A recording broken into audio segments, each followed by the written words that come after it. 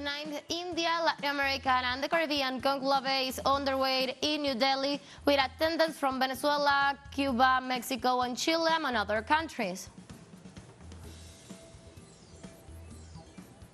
In Japan, Typhoon Khanun hit Okinawa prefecture, leaving at least 1 dead and 11 injured.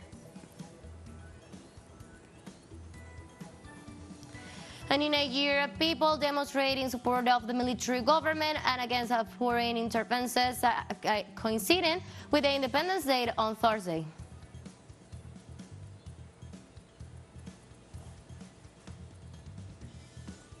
Hello, welcome to From the South. I'm Ana Marrero from the teleSUR headquarters in Caracas, Venezuela. We'll begin with the news. Stay with us.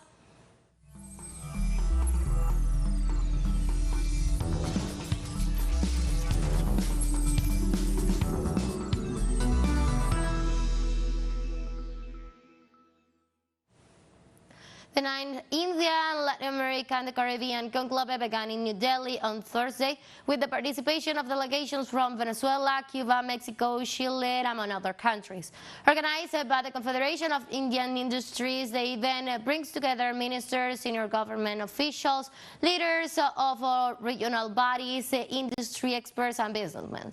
It aims to explore new avenues of collaboration, trade and investment between India and the Latin American and Caribbean region. According to the officials' figures, trade between both regions is around $50 billion during the last year.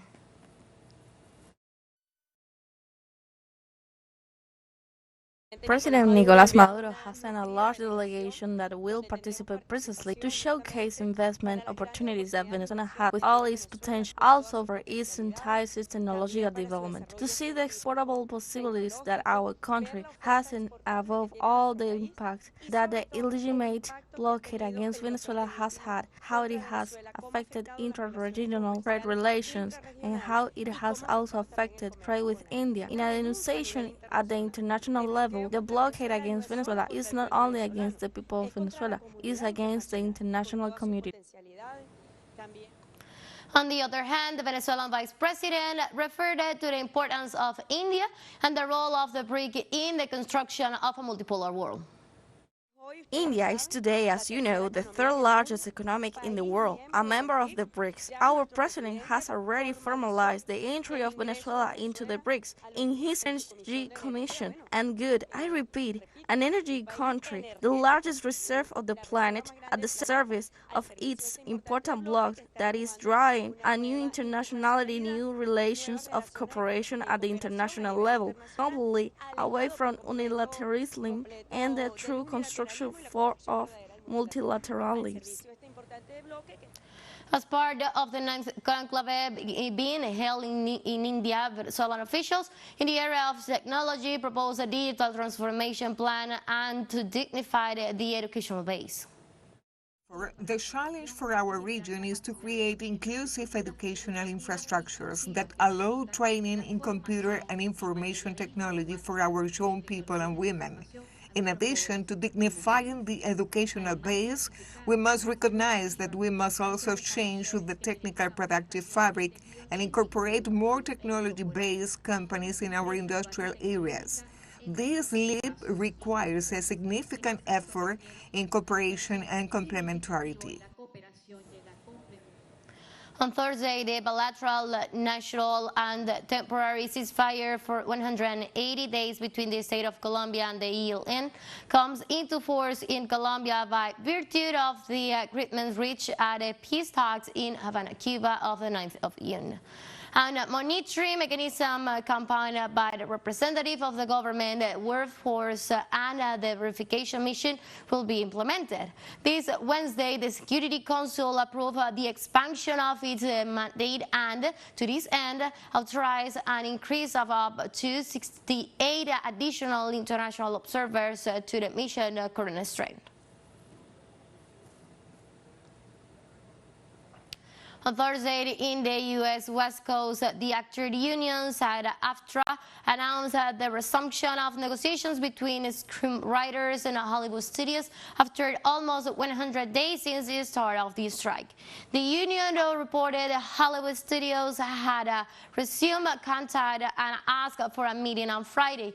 It should be noted that Screenwriters Guild of the United States had walked out of the talks on May 2nd in arguments over pay. The Actors Union confirmed the hearing of favored writers for television shows and for a certain length of time, plus the studio's refusal to state in writing that their jobs are protected from being replaced by artificial intelligence are the main points of the disagreement. On Thursday afternoon, former U.S. President Donald Trump is scheduled to appear in court to respond to charges of election subversion efforts. At around 4 p.m. local time, the twice impeached former president, who has now been indicted 3 times since leaving the White House, will be surrendering the federal authorities in Washington and entering a not guilty plea to charges that includes conspiring to defraud the United States in seeking to return the results of the 2020 presidential elections.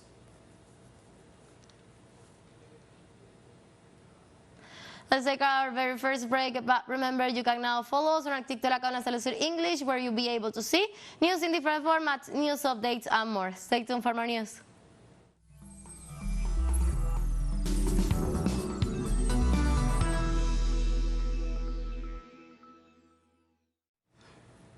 Welcome back to From the South. In Portugal, the first day of World Youth Day celebrations conclude with a meeting of Pope Francis with victims of pedophilia, whose number of cases exceeded more than 4,000 complaints since the 50s, the Vatican said in a statement. In his 5th-day visit to Portugal, the pontiff met with sexual abuse victims committed by members of the Portuguese clergy 6 months after the devastating report for the church in this country.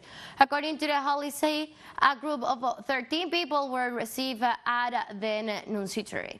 Pope Francis has previously expressed his concern about this issue to the Portuguese ecclesiastical hierarchy, when he expressed disappointment regarding the functioning of this institution that in some cases unheard and overlooked testimonies of victims.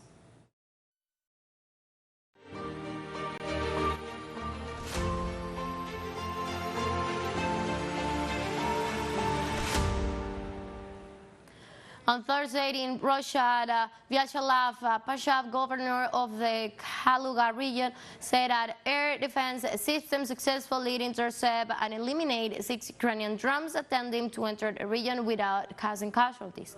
In the sense, the defense ministry also confirmed their forces threw a terrorist drone attack in the Kaluga region less than 200 kilometers from Moscow. Russia had previously threatened to intensify attacks on Ukrainian military infrastructure in response to drones attacks on its territory. It should be noted that Kiev has increased the number of long-range missiles and drone strikes against Russian citizens, coinciding with a full counteroffensive on the front line.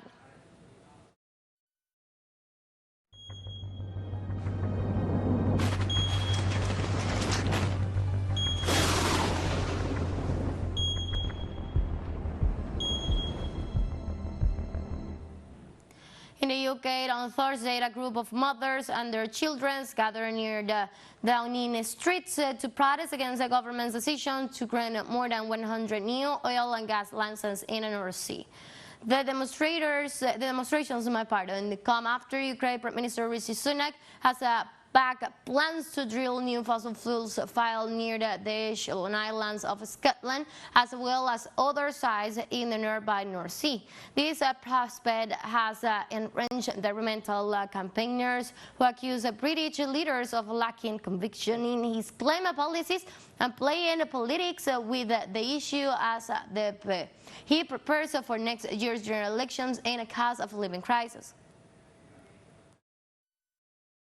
I'm here for him and for my daughter. We're with a group of moms and dads and parents and carers who are just horrified that the Prime Minister is issuing new oil and gas licenses and torpedoing green policies when we could be investing in renewables and having cheaper energy that actually protects our planet for the future of our... On Thursday in Japan, a new demonstration was held in rejection of the discharge of polluted water into the Pacific Ocean. Protesters rallied outside the headquarters of the Tokyo Electric Power Company, the operators of the Kremlin nuclear plant.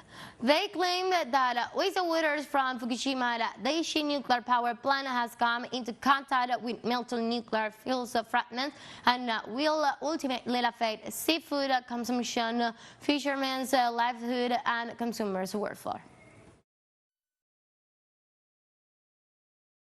The Japanese government is deceiving the Japanese people. The nuclear contaminated water at the Fukushima Daiichi nuclear power station, though the government called it 3D water, was contaminated water that has contacted with melted nuclear fuel fragments. For domestic consumption in Japan, seafood will become unsafe and no one will buy it, and the lives of fishermen will become very difficult. The same goes for consumers. I have children and grandchildren. I don't want them to eat unsafe food. Still in Japan, Typhoon Khanun hit Okinawa prefecture on Wednesday, leaving at least 1 dead and 11 injured. The disease was a 90-year-old man who was trapped in a garage, collapsed by the strong winds and reached into the hospital. The Japan Fire and Disaster Management Agency said that 11 people were injured by both the winds and the floods. The local power company reported power outages in 210,000 homes. However, authorities call on the people of Okinawa to be on the alert for landslides and floodings due to heavy rains caused by the typhoon. The Indonesian government on Thursday sent emergency aid to the drought-stricken province of Papua. Indonesian authorities report that in total 17.1 tons of aid was sent to the impoverished region of Puncak, including thousands of instant food parcels and hundreds of tents and blankets. On Tuesday, the authorities in the Papuan province report that the death of 6 people, including a baby from starvation and dehydration, while thousands have been left without water since June in the wake of a drought.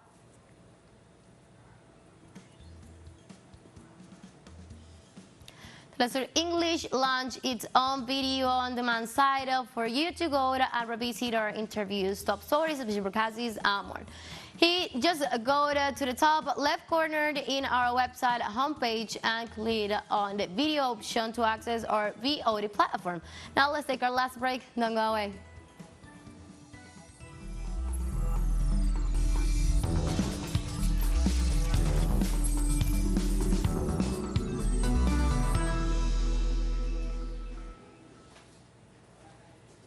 Welcome back.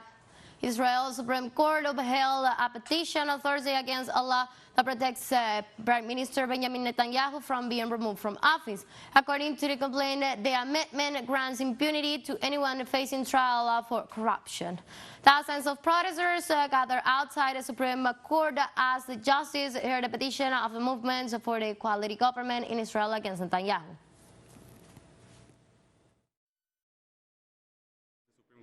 Because the Israeli parliament, the Knesset, basically legislated a constitutional amendment in one of the basic laws of Israel, changing the incapacity law and allowing Benjamin Netanyahu, who is under charges in court today, to basically escape away from any review by the Supreme Court about the fact that he's working today as the Prime Minister in a conflict of interest that with his charges in the court.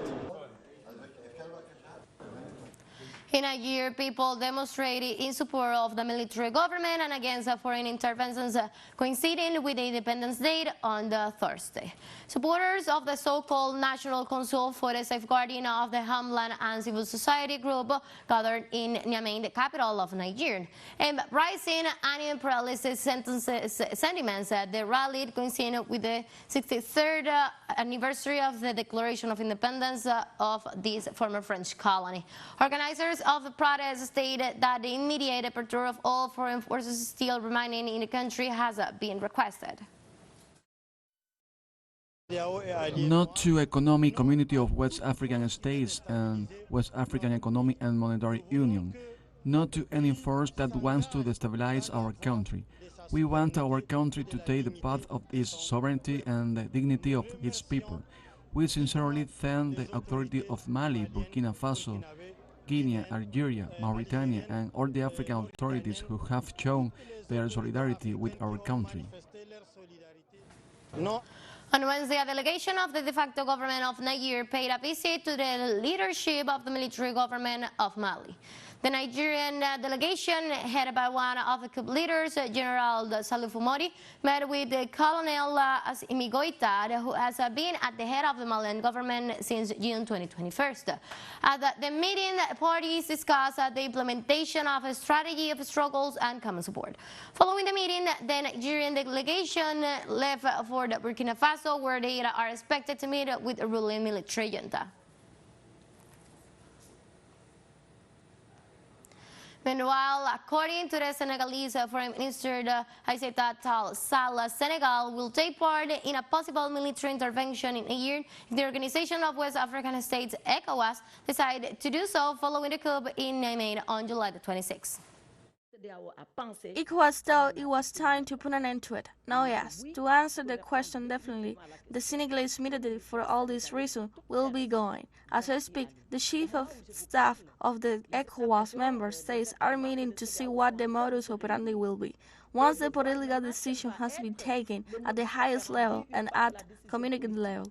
So yes, our soldiers will go. How they will go, they are still in the process of consulting each other on that.